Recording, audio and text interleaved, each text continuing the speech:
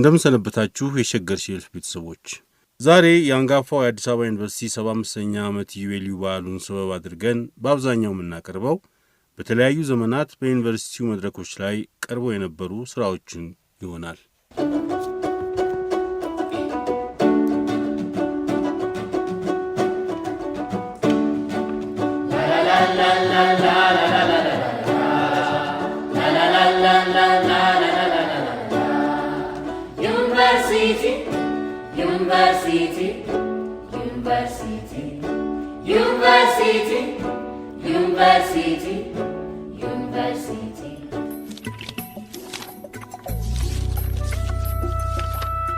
ቀደም ባለው ጊዜ የቀዳማዊ ኃይለ ሥላሴ የተባለ ይጠራ የነበረው የዛሬው አዲስ አበባ ዩኒቨርሲቲ የዩኒቨርሲቲ ኮሌጅ ቀን በሚል ስያሜ በየዓመቱ በሚከበር ቀደም ሲል በአብዛኛው በስፖርታዊ ውድድሮች ሲደምቅ የቆየ በዓል ነበረው።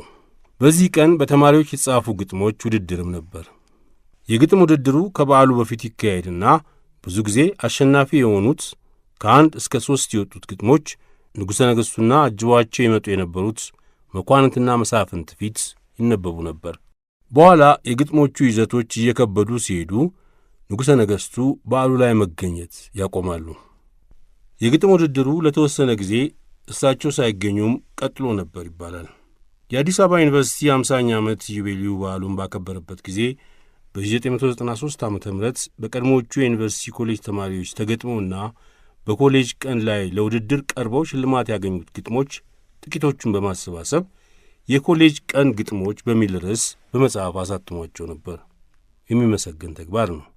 ዛሬም ዩኒቨርሲቲው አለ፣ የሚገጥሙ ተማሪዎቹም አሉትና የግጥም ውድድሩም ግጥሞቹን የማሳተሙ እንቅስቃሴም እንዲቀጥል ከማሳሰብ ጋር 3 ያሉን ግጥሞች ዛሬ ልናስደምጣችሁ ነው።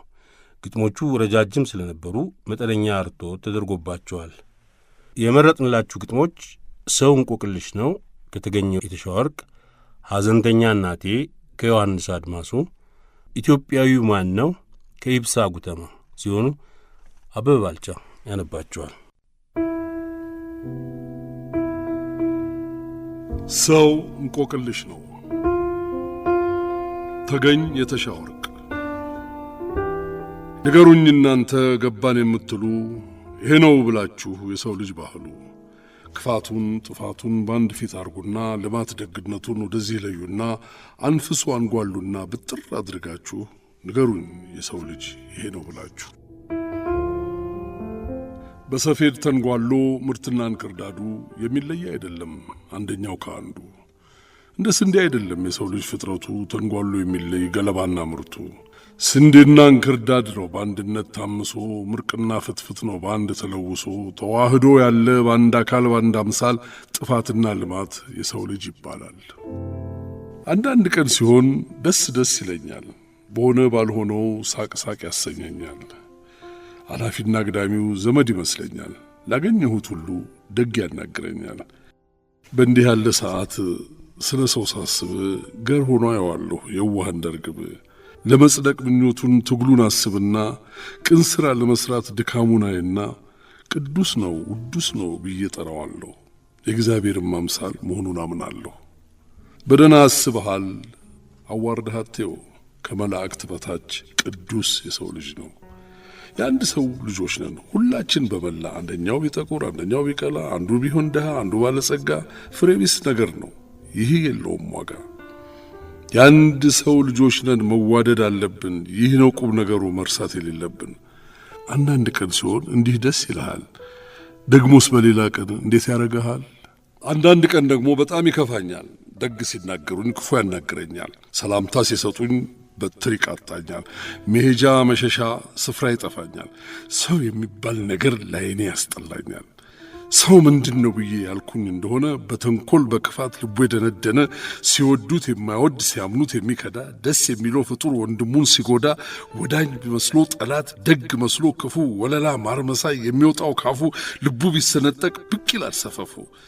ሰው ላይ ላዩን ሲያዩት ሞኝ በግ ይመስላል፣ አጉዛው ሲገፈፍ ተኩላ ሆኖ ያርፋል። እንደ በግ ሆኖ ነው ሰው የሚወለደው፣ ካደገ በላይ ነው ተኩላ የሚሆነው። ሰው ከእናቱ ማኅፀን ሲወጣ ሲወለድ ሕፃን ሆኖ ሳለ በእግሩ ሳይራመድ መናገር ሳይጀምር ሳይለይ ዘመድ ባዳ በፍጹም አይልም ወዳጆቼን ልርዳ፣ ወንድሜንም ልውደድ፣ ጠላቴንም ልጉዳ። እንዲህ ያለ ሐሳብ ከአንጎል የሚፈልቀው ሰው መዳሁን ትቶ መሄድ ሲጀምር ነው። ራቁት ሆኖ ነው ሰው የሚወለደው። ካደገ በላይ ነው ክፋት የሚለብሰው። ሰው ካደገ ሲያዩት ተኩላውን ይመስላል። ሕፃን ሆኖ ሳለ በግ ሆኖ ይገኛል። ተናክሶ ሊያልቅ ነው ተባልቶ በሰው ልጅ መካከል ፍቅር ዘሩ ጠፍቶ። የዳር በሽታ ፍጥረትን መች ፈጀው? ጉንፋን ራስ ምታት ሰውን መች ገደለው? የሰው ልጅ እኮ ነው ሰውን የጨረሰው። ለሰው ልጅ እንደ ሰው ማንም ጠላት የለው። ዘንዶ ነው እባብ ነው የሚሉት ውሸት ነው። ደግም ሆነ ክፉ ቢጠላም ቢወደው ወዳጁም ጠላቱም ለሰው ልጅ ያው ሰው ነው። አብረው የሰው ልጆች በሰላም አይኖሩም። ደግሞም ለየብቻ መሰንበት አይችሉም። ምን ቢተላለቁ ምን ባይዋደዱ ሰው ያለ ሰው አይሆን ወዴትም ቢሄዱ። ሰው አንድ አካል ሆኖ ሁለት ምግባር አለው፣ ጨካኝና ሩህሩህ፣ ክፉና ደግ ነው። ንገረኝ አጣርተህ ክፋት ደግነቱን፣ አታዘበራርቀው ቀንና ሌሊቱን። ክፋት ጨለማ ነው አምሳለ ጽልመት፣ የቀን ብርሃን ነው ደግሞ ደግነት። ሰው እንዴት ይሆናል ቀንና ጨለማ? ለአንድ አካል ሁለት መልክ የትም አልተሰማ። እኔ ነግሬሃለሁ ይኸው ትሰማለህ። አንድ አካል ሁለት መልክ ሆኖ ታየዋለህ። አንድ አካል ሁለት መልክ ቢሆን አንወድም፣ ግን የሆነ ነገር ከቶ አይለወጥም። እኛ የምንፈልገው ሰው ክፋቱ ቀርቶ ማሩ ከሰፈፉ በደንብ ተለይቶ እሬቱ ብሬቱ ወደዚያ ተትቶ ወላላ እንዲሆን ነው ተጨምቆ ተጣርቶ። አሁን ገና ገባኝ። እኔ የምፈልገው እኔ የሰውን ልጅ እንዲሆን የምለው ያልሆነውንና የማይሆነውን ነው። ብፈልግ ባልፈልግ ቁም ነገርም የለው። የሰው ልጅ እንደሆን እሬትና ማር ነው። ሰው የሚፈልገው ሊሆን የሚመኘው ያልሆነውንና የማይሆነውን ነው። የሆነውን ነገር ሰው ፍጹም አይወድም፣ የማይሆነውንም ቢለፋ አያገኝም። ለፍልፈን ፍሬ ከንቱ አንሁን። ለዛሬው ወሬያችን አዝመራ ይህ ይሁን። ባለመሆንና በመሆን መካከል ሰው አይሻገረው አለ ትልቅ ገደል። የማይሆነው ነገር ምን ጊዜም አይሆንም፣ የሆነውም ነገር ከቶ አይለወጥም። አውቆ አለመቻሉን ይህን ለመለወጥ በከንቱ ሳይደክም ሰው አርፎ ይቀመጥ።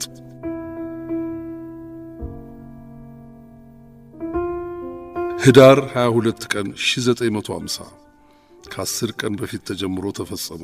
በለጠቀው ዓመት የኮሌጅ ቀን ላይ የአንደኝነት ሽልማት አገኘበት።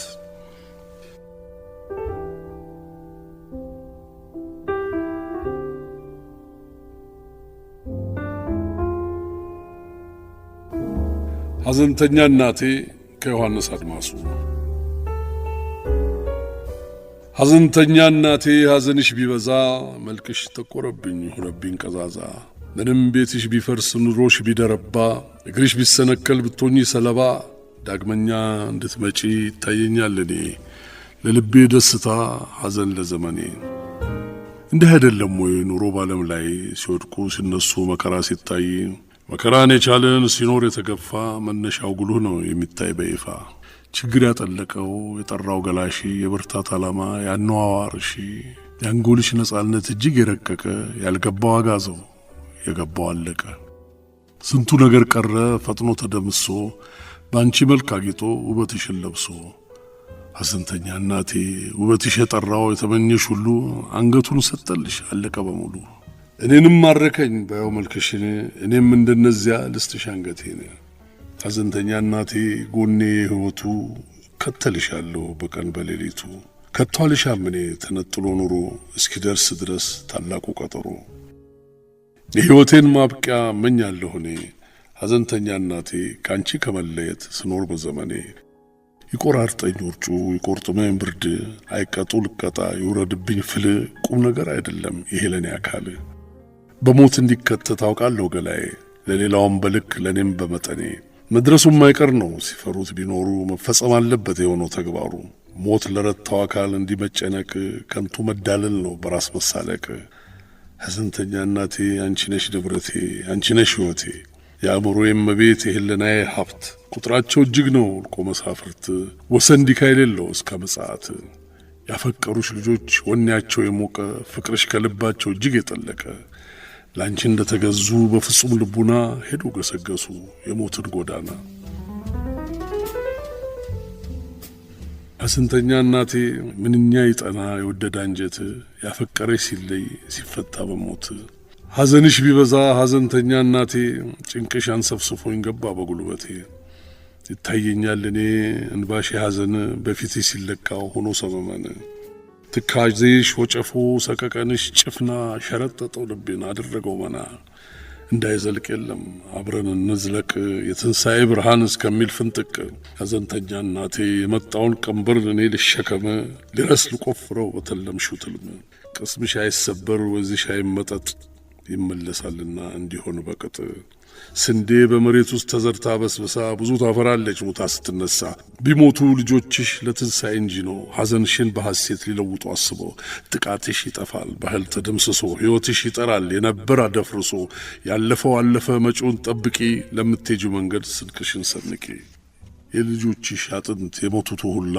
የሚለመልም ነው አንድነት በመላ ስጋቸው አበባ አእምሯቸው ፍሬ አብቦ ያፈራል ከነገ ከዛሬ ምን የወላድ መሃን አሁን ብትሆኚ እዱ መዝራእቱ የሚባል ወንድ ልጅ እንድትወልጂ ማኝ ያውስ ቢሆን ለዚያ ልጆችሽ መሽሞቱ ሐዘን አይግባሽ ታሪክ ቤት ሊሰሩ መንገድ ሄዱልሽ ትናንት ሄጄ መጣው ከረጅም ጎዳና ከልጆችሽ አንዱን ከመቃብር ሆኖ ጠየቁት ሲቃና ይህም መላእክት ላከኝ እንድነግር ላንቺ እናታችን የኛ እንድትበረቺ አትዘን እናቴ ትበል በርታ በርታ አይንሰፍሰፍ አንጀቷ አለላት መከታ ኑሮ ፈረቃ ነው አለላት ምትክ የኔን ትልም ይፈጽም የሚያደርሰው ከልክ እንግዲህ እናቴ አፈር ተበላኝ ታኑረኝ በልቧ እንዳትረሳኝ በሙግት ነበረ ያለ ህሊናዬ የእናቴ መከራ ሆኖ መከራዬ ፈንታዬን ተወጣው ፍጆታው ለሌላ የትልሙን ማቃኛ ይፍጠር ሌላ መላ ብዙ አንጻር አይነበር እኔ በሕይወቴ እየተደቀነ ሲጋረድ ተፊቴ ለከላው በሞክር ክፉን እናቴን መከራ እሾህ ጉልጥምቱን የሐዘን ጥቃቷን እያወቀው ልቤ መከራዋን መክላት ዳሩን ቀንብቤ ካቁም በላይ ነገር ተስኖት አካሌ የገደል ስር ጩኸት ሆነበት ቀበሌ ዝም ብሎ ማዳመጥ ጊዜው እስኪለግስ ሳይወድ በግዴታ ይኸው ሲታገስ ይህን ሁሉ ያየው ስኖር በንጉርጉሮ አጥንቴን ሰበረው የኔ እናት ሮሮ እኔ እንደዚህ ሆኜ ገባሁ መቃብር ልጅ ትውለድ እናቴ የሚያደርሰው ከዳር ይህንን ተናግሮ ልጅሽ ጥሎኝ ሄደ ሌላ እንዳልጠየቀው ዛር ሆኖ ነጎደ አላርፍ እንኳ ብሎ ከመቃብር ገብቶ አጥንቱ ነገረኝ ይህን አፋውጥቶ ሐዘንሽ ቢበዛ ሐዘንተኛ እናቴ ጭንቅሽ አንሰፍስፎኝ ገባ በጉልበቴ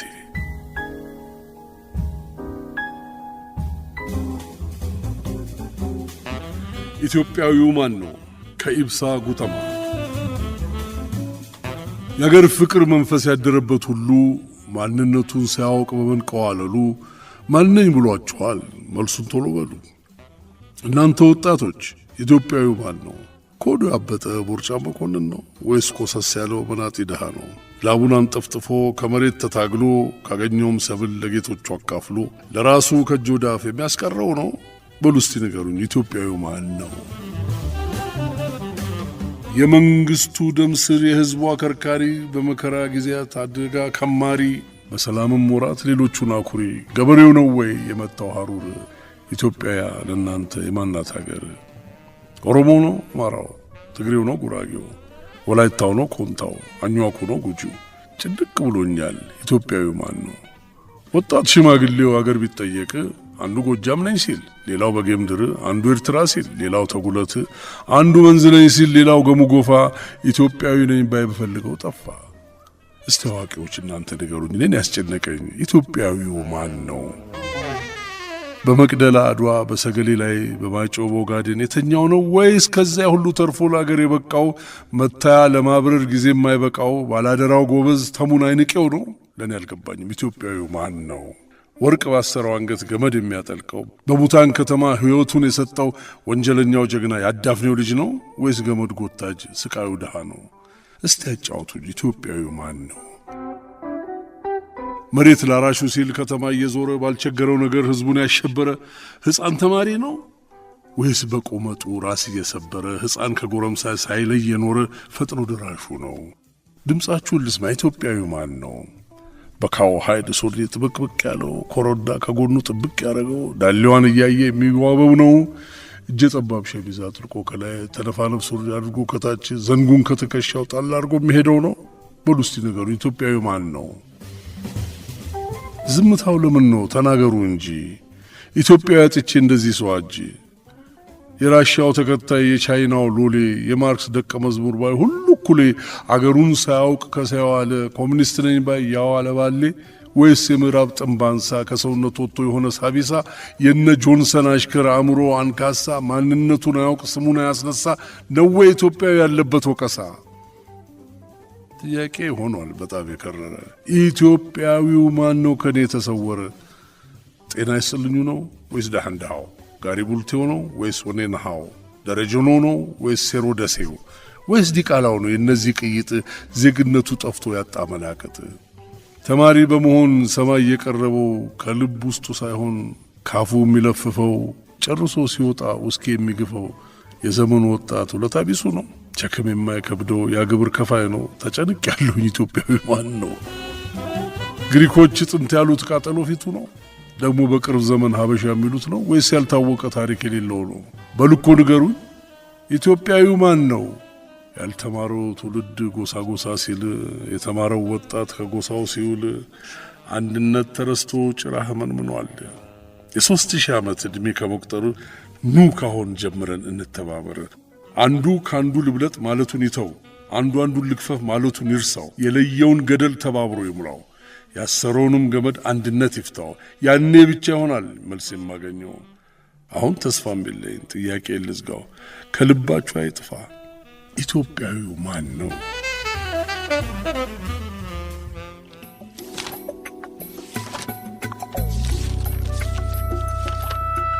ቀደም ሲል በአዲስ አበባ ዩኒቨርሲቲ በቀድሞ ጊዜ ይገጠሙ የነበሩ ግጥሞችን አስደምጠናችሁ ነበር። በዚሁ የግጥም ንባብ ፕሮግራም እጅግ ከፍ ያለ አስተዋጽኦ ከነበራቸው ምሁራን መካከል ስሙ ደጎስ ብሎ የሚጠራው ዮሐንስ አድማሱ ነበር። ዮሐንስ አድማሱ በዩኒቨርሲቲው በተማሪነት በመምህርነትም ከማገልገሉም በላይ በተለይ በግጥሞቹና በሂሳዊና ምርምራዊ መጣጥፎቹ ይታወቃል። ባለቅኔውና ምሁሩ ዮሐንስ አድማሱ በዩኒቨርሲቲው ለሚሰጠው የሥነ ጽሑፍ ትምህርት ክፍል አወቃቀርም ትልቅ አስተዋጽኦ ያበረከተ ምሁር ነበር። በዚህ ምድር ላይ የኖረው ለ38 ዓመታት ያህል ብቻ ቢሆንም በዚህ አጭር ጊዜ ውስጥ በሀገራችን የሥነ ጽሑፍ ታሪክ ያሳረፈው አሻራ እጅግ በጣም ጉልህ ነው። በሁሉም የሥነ ጽሑፍ ዘርፎች ውብ በሆነ ቋንቋ ውብ የሆነ ጽሑፍ መጻፍ የሚችል ሁለገብ የሥነ ጽሑፍ ምሁር ነበር ማለት ይቻላል። የዮሐንስ አድማሱ ጽሑፎች የአንድ ዘመን ሥራዎች ብቻ አይደሉም። ዘመን ተሻግረው ያወራሉ። በተጻፉበት ዘመን እንደተነበቡት ስሜት አንዳንዴም ከዛም በላይ ዛሬም ይነበባሉ። ከ100 ዓመት በኋላም ይነበባሉ። ጊዜ አይሽራቸውም፣ ዘመን አይሸረሽራቸውም። አንጋፋው ዩኒቨርሲቲያችን ከሰጠን አያሌ ታላላቅ ምሁራን መካከል አንዱ ነበርና እናመሰግናለን። ዮሐንስን ራሱ ተወርዋሪ ኮከብ ብሎ በጻፈው ግጥም እኛም ተወርዋሪ ኮከብ መሆኑን እንመስክር። ለዮሐንስ አድማሱ ራሱ ተወርዋሪ ኮከብ ብሎ የገጠመውን ግጥም እናስደምጥለት።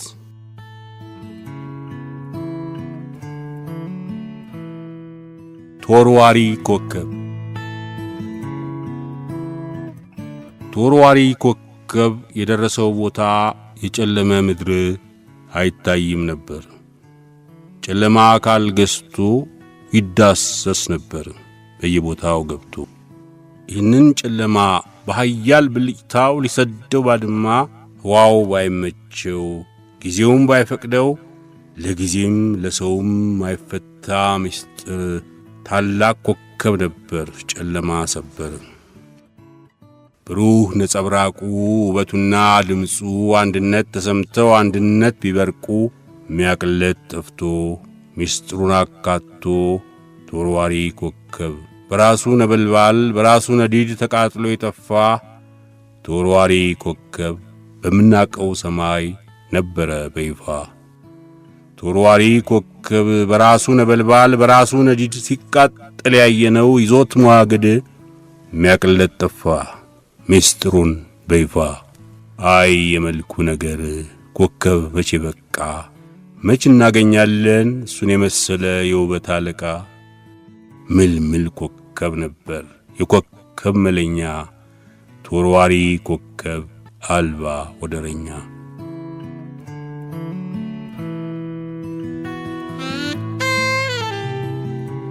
ፍርሃት የእኛ ጌታ።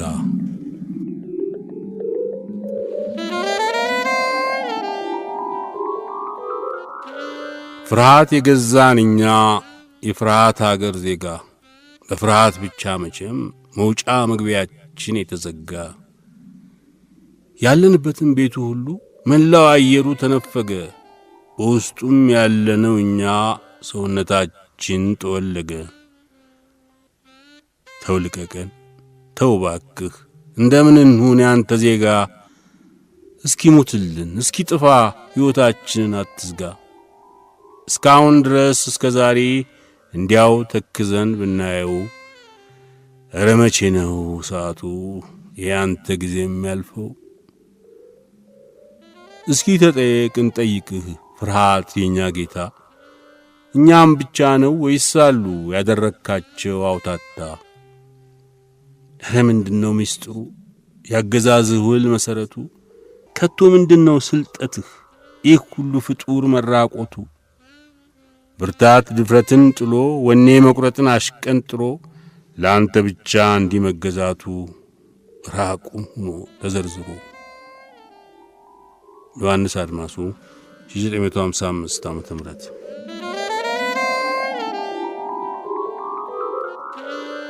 አዲስ ትውልድ።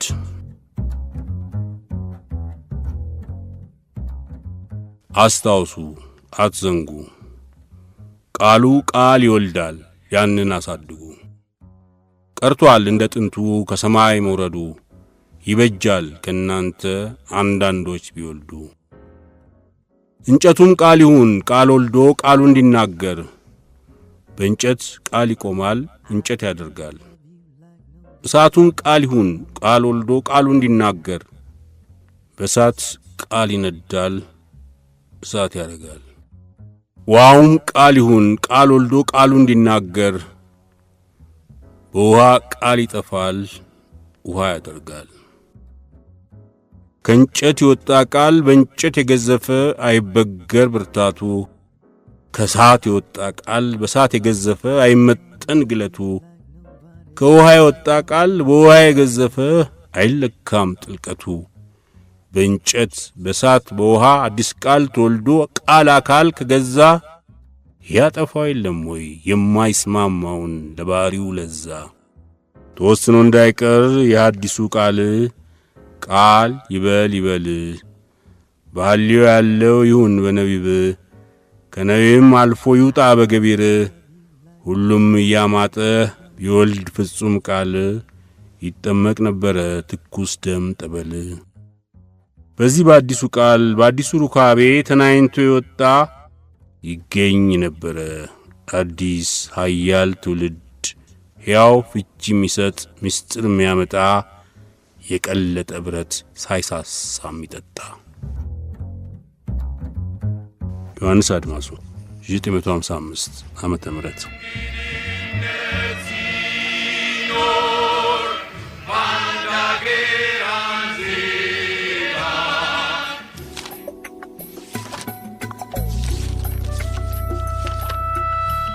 ቀደም ሲል የገለጽነው ዮሐንስ አድማሱ ተማሪ ሆኖ የተማሪ አስተማሪ ሆኖና አስተማሪ ሆኖ በብዙ መንገድ ከዩኒቨርሲቲው ጋር አያሌ ሥራዎችን ሰርቷል።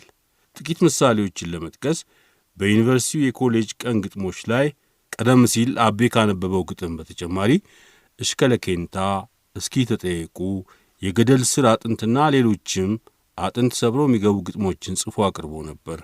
ዮሐንስ አድማሱ በተለያዩ ኮንፈረንሶች ላይ ግንባር ቀደም አጋፋሪም ነበር።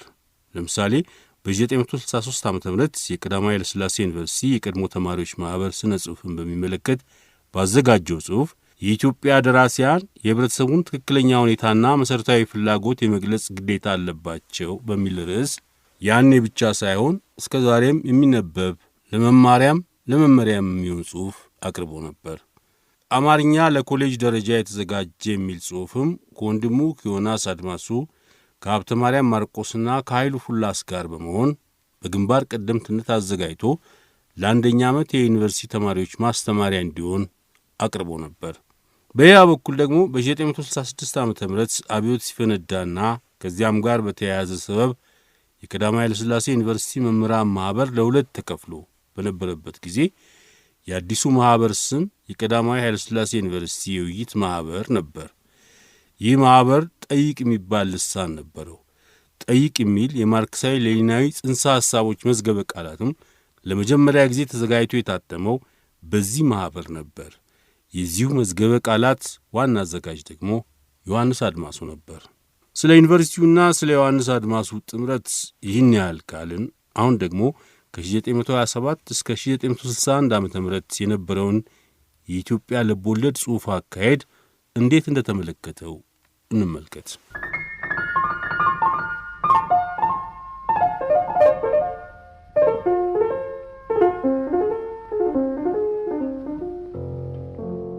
ስነ ጽሑፍ ጠቅላላ ዓላማው ማስደሰት ነው። ይህንም ጉልህ ዓላማ የሚፈጽመው ሁሉን አቀፍ የሆነ የሕይወት ሂስ በማቅረብ ነው። ስነ ጽሑፍ ጉልህ ዓላማውን ለመፈጸም ጥራትና ወጥነት እንዲኖረው ያስፈልጋል። በመዋ ዘመን በቀን ብዛት የማይነቅዝና የማይሻግት መሆን አለበት። አለዚያ አጉል ጉህና ወይም ብስና እንጂ ስነ ጽሑፍ ሊሆን አይችልም። ስነ ጽሑፉን ስነ ጽሑፍ የሚያደርገው የደራሲው የኪነት ኃይሉ፣ የማስተዋልና የማንጠር ስጦታው፣ ያስተዋለውንና ያነጠረውን ከሰው ልጅ እውነታ ጋር በቋንቋ ኃይል አገናዝቦና አዋህዶ እነሆኝ ብሎ የሚያቀርብበት ልዩ ችሎታው ነው። ግልብ ደራሲ ግልብ ተመልካች ነው። ጽሑፉም በዚያው ልክ ግልብ የችርቻሮ ጽሑፍ ይሆናል። በጠቅላላው በእነዚያ በ27 ዓመታት ውስጥ አማርኛ ያፈራው ስነ ጽሑፍ ብዛት እንጂ ጥራት የለውም። ከጥልቀት ይልቅ ግልብነት፣ ከውበት ይልቅ አስቀያሚነት፣ አስቀያሚነት ውበት ነው ወይንም ውበት አለው ካልተባለ በቀር ከስነ ጽሑፋዊ እውነት ይልቅ የአንቀጸ ብፁዓን ምኞት ይገኝበታል። ስነ ጽሑፉ የሕይወት ሂስ በመሆን ፈንታ የወሸነኔ ስሜት መግለጫ ሆኗል። እስካሁን ድረስ አካሄዱ አጉል ነው፣ የጎድን ነው፣ አቅጣጫም ያለው አይመስል። የወደፊት አካሄዱን መተንበይ አይቻልም። እስካሁን ድረስ ተመልክተን የተገነዘብነው አካሄዱ ለወደፊት አካሄዱ አብነት ለመሆን የሚችል አይደለም። ባጭሩ በ27 ዓመታት ውስጥ ያፈራነው የአማርኛ ስነ ጽሑፍ ቀደም ካለው የአማርኛ ስነ ጽሑፍ አዝመራ ጋር ሲነጻጸር ደረጃው፣ ጥራቱና ወጥነቱ፣ በዚያውም መጠን ውበቱና አስደሳችነቱ አለመጠን ዝቅ ያለ ነው። እያደር ይጫጫል፣ እየሰነበተ ይደገድጋል፣ እየባጀ እየከረመም ይመነምናል። ስለዚህ አሳዛኝ ከቶም ድቀታዊ ሁነት ምክንያት ከሆኑት አብዛኛዎቹ ነገሮች ሶስቱን ጠቅሼ ከመዘርዘር ያስቀድሞ ጥራት፣ ወጥነት፣ ጥልቀትና ውበት ያላቸው ሁለት መጻሕፍት መጥቀስ ፈልጋለሁ። ሁለቱ መጻሕፍት እንደወጣች ቀረችና ፍቅር እስከ መቃብር ናቸው። ከነዚህ ከሁለቱ ደረጃ ባይደርሱም ሌሎች መጻሕፍትም በመጠኑ አሉ። እነዚህ ሁለት መጻሕፍት የኪነት ውጤት ናቸው። ጥልቀታቸውም ውበታቸውም ሌላውም መልካም የምንለው ጥራታቸውም ከዚሁ ከኪነት መንፈሳቸው ይሰርጻል። በቴክኒክ ማለት ቅርጽ በኩል ከሞላ ጎደል ሙሉ ናቸው። በትልም በባህሪያት አቀራረጽ፣ በአተራረክ፣ በቋንቋ ወዘተ እነዚህ ሁለት የልብ ወለድ መጻሕፍት በመጀመሪያዎቹ አንቀጾች የሰነዘሯቸውን ሐሳቦች በሙሉም ባይሆን በከፊል አቀናብረው ይዘዋል። ሁለቱም ሁለት ልዩ እውነታ ያቀርባሉ። በአንድ ነገር ይተባበራሉ፣ ይገናኛሉ። ሁለቱም ያቀረቡልን የሕይወት ሂስ ነው። ሁለቱም በየገጾቻቸው በሚገኙት ቃላት ኃይል እንድናደምጥ፣ እንዲሰማን፣ በተለይም እንድናይ ለማድረግ ሞክረዋል። ይህ ሙከራቸው በሙሉም ባይሆን በከፊል ስለተቃናላቸው የምንፈልገውን ነገር እንድናገኝ አድርገዋል። በዚህም እኛ አንባቢያኑ ሐሴት እናደርጋለን። በጠቅላላው ከ33 ዓመተ ምህረት ወዲህ ጥሩ የምንላቸው የአማርኛ መጻሕፍት ጥቂት ናቸው። ከ199ኙ ብላሽ ናቸው። ለምን? ደራሲያኑ በደፈናው ወይንም በጠቅላላው ስለ ልዩ ልዩ የኪነት ጽሑፍ ቴክኒክ ቢያቁም አይጨነቁም። ጽሑፋቸውን የቴክኒክ ግብዝነት አለልክ ያጠቀዋል። የጽሑፍ ቴክኒክ ለኪነት ጽሑፍ አብይ ከሆኑት ነገሮች አንዱና አይነተኛው ነው። የሀገራችን የኖረ የቆየ የጽሑፍ ቴክኒክ አለ። የውጭ ሀገርም የጽሑፍ ቴክኒክ አለ። ደራሲያኑ የውጭውንም ሆነ የሀገራችን የጽሑፍ ቴክኒክ አብስለውና ጠንቀው አያውቁትም። በሀገራችን ለምሳሌ ያህል የታወቀ የተለመደ ከሙያ የዋለ የገድል አጻጻፍ ቴክኒክ አለ። ገድል የአንድ ሰማዕት ወይም የአንድ ጻድቅ የሕይወት ታሪክ ነው። ገድል በጠቅላላው የሚያወጋው ወይም የሚተርከው የሰማዕቱን ወይም የጻድቁን ተጋድሎ ነው። ስለ ሰማያዊ ልዕልና፣ ለሰማያዊ ክብር መንፈሳዊ የሆነ ምድራዊ ተጋድሎ። አተራረኩ በመንፈሳዊ እውነት ላይ የተመሰረተ ነው። ትልምና ባህሪያት ያተራረክ ስልትም አለው፣ ያተራረክ ፈሊጥም አለው ብሎም ገድለ ተክለ ሃይማኖትን መጥቀስ ይበቃል። አንቱ የሚባል ወይም ለመባል የሚሻም ደራሲ የገድልን አጻጻፍ አጥርቶ ማወቅ ግዴታው ነው። ብዙ ነገር ይማራል፣ አያሌ ጥበብ ይቀስማል፣ በቴክኒክም ይበለጽጋል። የቅኔ ቴክኒክ አለ። ይህንን ቴክኒክ ማወቅ የማንኛውም ደራሲ በተለይም የገጣሚ ተግባርና ግዴታ ነው። የቀረውን እንዳለፈው ያነቧል። ሌሎችም ብዙ የጽሑፍ ቴክኒኮች በሀገራችን በብዛት ይገኛሉ። የተረት፣ የሙሾ፣ የእንቆቅልሽ፣ የእንካስላንቲያ፣ የቀረርቶ ወዘተ። እነዚህም ሁሉ አንቱ የሚባል ወይም ለመባል የሚሻ ደራሲ አጠናቆ ማወቅ ግዴታው ነው።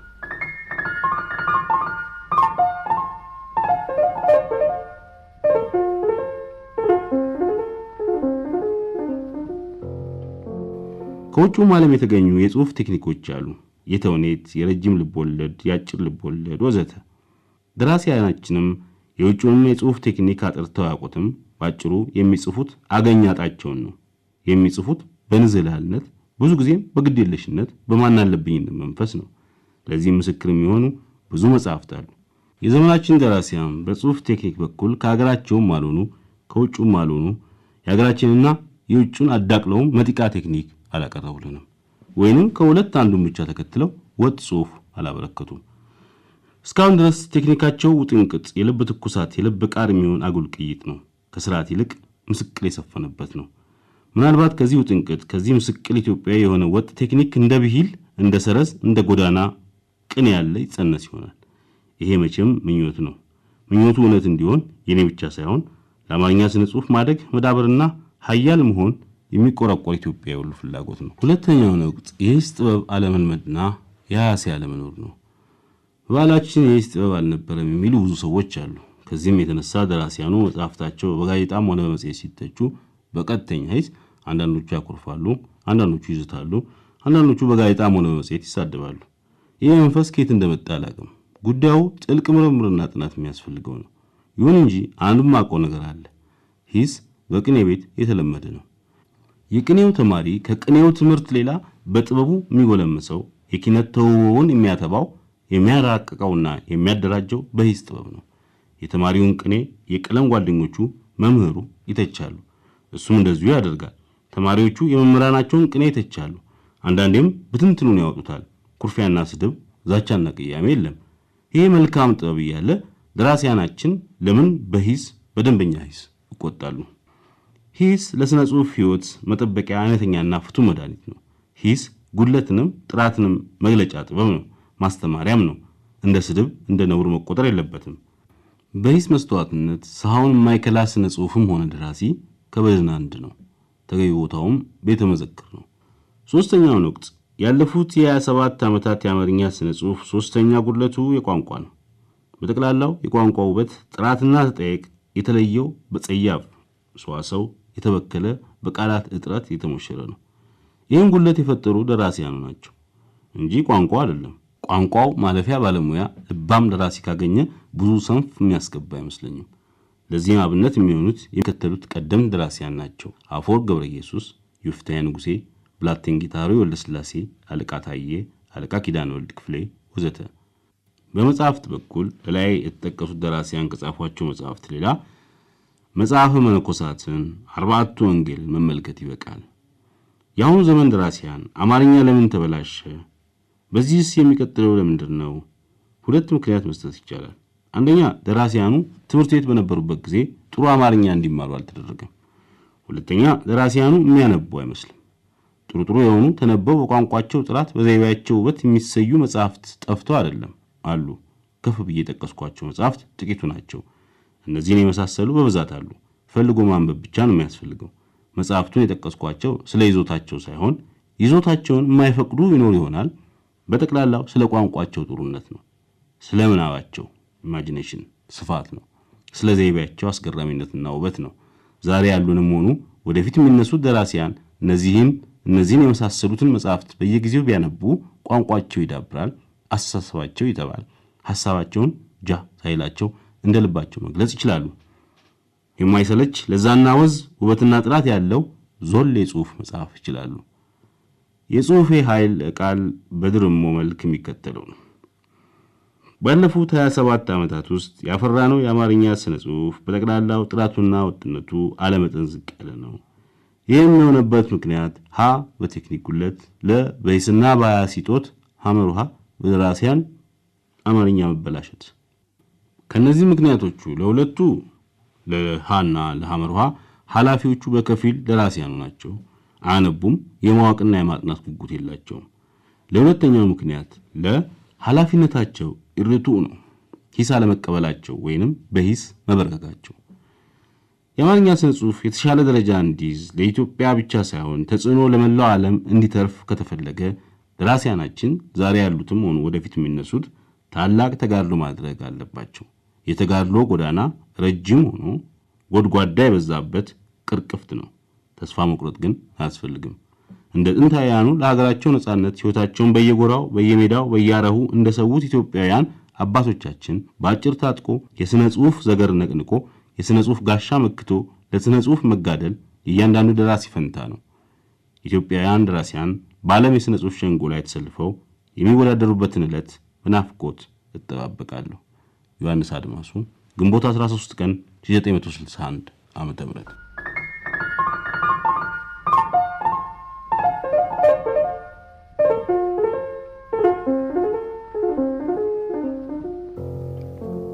ዮሐንስ አድማሱ በ1962 በጊዜው ከነበሩት የአዲስ አበባ ዩኒቨርሲቲ የኢትዮጵያ ቋንቋዎች ስነ ጽሑፍ ክፍል ሊቀመንበር ጋር በሐሳብ ባለመስማማቱ ወደ ዓለም ማያ ተዛውሮ እንዲሠራ ተበየነበት። ዮሐንስ እንስራ፣ ጥራት ያለው ትምህርት እናስተምር፣ አዳዲስ የትምህርት ዘርፍ እንክፈት፣ ዝርክርክነትን እናስወግድ በሚል ይህን አቋሙን የሚገልጽ ደብዳቤ ለሚመለከተው ክፍል ጻፈ። ይህ ደብዳቤው ዮሐንስ ላለበት ክፍል መሻሻል ዘወትር ሐሳቢ መሆኑን፣ ለሀገር ስነ ጽሑፍ ማደግ ያለውን ታላቅ ምኞት፣ በአጠቃላይ ዮሐንስ በምንም መንገድ የግል ጥቅሙንና ፍላጎቱን የሚያስቀድም አለመሆኑን የጻፈው ደብዳቤ ምስክር ነበር። ይህ ደብዳቤ ሰበቡንና ዮሐንስ አድማሱ ወደ ዓለም ማያ እርሻ ኮሌጅ ተዛውሮ እንዲሠራ ተደረገ። የዮሐንስ የማይታጠፍና የማይደሎድም ብዕር ከአዲስ አበባ እንዲርቅ ቢደረግም በሄደበት ቦታ የሚገኙትንም ዘመነኛ ባለሥልጣኖች መሞገቱ አልቀረም። ዮሐንስ የሚኖርበት ህብረተሰብ ሲበደል ራሱ የተበደለ ያህል የሚሰማውና ከልቡ የሚበሳጭ ነበር። ክፍል ውስጥ ማስተማርም ህብረተሰቡ መሃል ገብቶ ማስተማርም ለሱ የተለያዩ ጉዳዮች አልነበሩም። ባገኘው አጋጣሚ ሁሉ እሱ የሚያውቀውን ሌላውም እንዲያውቅ፣ እሱ የተረዳውን ሌላውም እንዲረዳው ያስተምራል፣ ይቀሰቅሳል። ህብረተሰቡን ስለ ኑሮውና ስለ ሕይወቱ እንዲገነዘብ መቀስቀሱ ለዮሐንስ ያው ከማስተማር ሙያው ነጥሎ የሚመለከተው ነገር አልነበረም። በዓለም ማያ እርሻ ኮሌጅ ውስጥ ዮሐንስ አድማሱ በብዙ መምህራን ባይወደድም በተማሪዎች ዘንድ ግን ከፍተኛ አድናቆትና አክብሮት የነበረው መምህር ነበር። ከዚህ በተጨማሪ ዮሐንስ አድማሱ በቋንቋ ችሎታውም የእንግሊዝኛ ቋንቋ ችሎታውም እንደ አማርኛው ነበር። በቋንቋ ችሎታውም በፖለቲካ ቅስቀሳው ባለው ተደማጭነትም ተወዳዳሪ አላገኘም። ጎመን በጤና ብለው ቢያስተምሩም ባያስተምሩም ክፍል ገብተው ቀን እየቆጠሩ ብቻ ደሞዛቸውን እየበሉ የራሳቸውን ኑሮ ከሚያደላድሉ አድርባይ የኮሌጁ መምህራን ጋር ዓይንና ናጫ ሆኖ ነበር። ዮሐንስ በተማሪዎች ዘንድ ያለው ተወዳጅነትም የሚያስቀናቸው በመሆኑ እነሱ ውጤት አልባ መሆናቸው ብቻ ሳይሆን በብዙ መንገድ የእሱንም እንቅስቃሴ ለማወክ ይጥሩ ነበር። እናም እንዲህ ብሎ ጻፈባቸው። እዚህ ዓለም ማያ ከመጣው አንስቶ ያየሁት ብዙ ነው አያልቅም ተወግቶ፣ እርሻውን አይቼ እጅግ ተሰየሁ፣ ከብቶቹን አይቼ እጅግ አደነቅኩ፣ ሌላም ብዙ አይቼ እጅግ ተገረምሁ። 4 ዓመት ሙሉ ያላወቅኩትን ዘንድሮ ግን ገባኝ በማርቆስ ዘመን በተለይ የከብቶች ቦታ መሆኑን።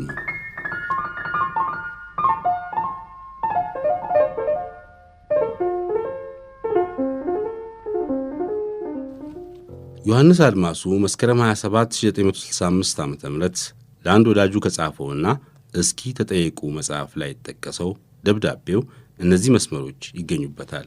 ለውድ ወንድሜ አረጋዊ ዋቅቶላ፣ ብዙ ነገር ሳወጣ ሳወርድ በምኖርበት ህብረተሰብ በጠቅላላው በተለየ ደግሞ በምኖርበት አካባቢ አሁን ክፉኛ ብቸኛ መሆኔ የተሰማኝ ነው። የምሰማው የማየው የሚደረገው ሁሉ ምናልባት ስሱነቴ ስሜቴ የገጣሚ ስሱነት የገጣሚ ስሜት ስለሆነም እንደሆነ አላቅም የሚያጎላው የሚያጠነክረው ብቸኛነቴን ነው። የዚህ ሁሉ መነሾ ምናልባት ተዳሎ መኖሩን አለማወቅ ይሆናል። ተዳሎ መኖሩ ደግሞ በመጨረሻ ምን ይረባል? ልቡናን አይመጥንም፣ ስሜትን አያረካም። እርግጥ በምንኖርበት ዓለም ውስጥ እስካለን ድረስ ተደላድሎ ተንደላቆ ሌላው ውሃ ሲያንቀው ለመኖር ይጠቅም ይሆናል። ግን ጥቅሙ ለሌላው ካልተረፈ በራሱ ላይ ብቻ ተወስኖ የሚቀር ከሆነ ምን ይፈጥራል? ዮሐንስ አድማሱ መስከረም 27 1965 ዓመተ ምህረት።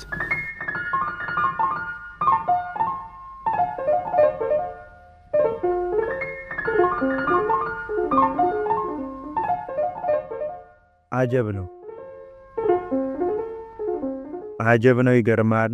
እዚህ ቁጭ ብለናል፣ እዚያ ተጋድመናል። እንዲያው ያለ መላ እንዲያው ያለ ፍቴ እዚህ ቁጭ ብለናል፣ እዚያ ተጋድመናል። የቁሞታችንን ዞትር ስንገድ ይሄ ነው መሬቱ ጉልት ያልንበቱ ግድም ያልንበቱ በፈረቃ ሆኖ ልምላሜና ድርቅ። ይሄ ነው መሬቱ ጉልት ያልንበቱ ግድም ያልንበቱ አይናገር ታጅቦን በቋንቋው ድብቅ። ይህ ይሆናል ነበር ይሆናል ቀርቶ ነው አለ ተረስቶ።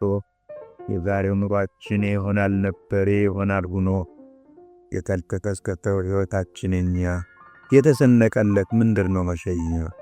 በኮንቱነት ባክኖ በዝንጋታ ባክኖ በመተልከት ባክኖ በዘፈቀደ ኃይል ዓላማ ሳይኖረው ነገር ተወድኖ። አጀብ ነው ይገርማል ጉረሮ ምን ሰምቶ ጆሮ ምን ሰምቶ።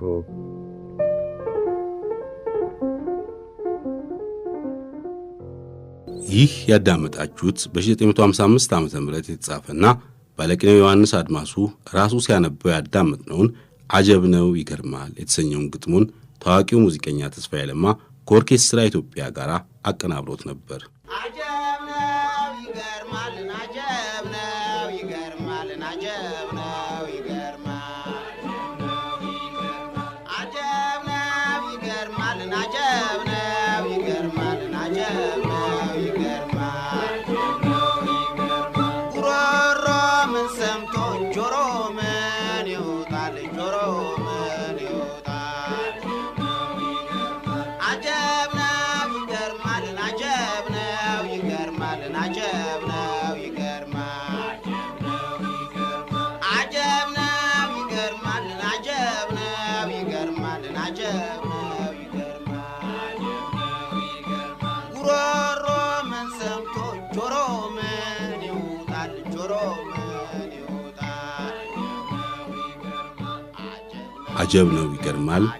ግጥም ዮሐንስ አድማሱ፣ ዜማና ቅንብር ተስፋዬ ለማ፣ ተጫዋቾቹ የቀድሞ የኢትዮጵያ ኦርኬስትራ ተጫዋቾች። በዚሁ የዛሬው የሸገር ሼልፋችንን ዝግጅት እንጨርሳለን። ሳምንት በሰላም እንገናኝ። አጀብ ነው ይገርማል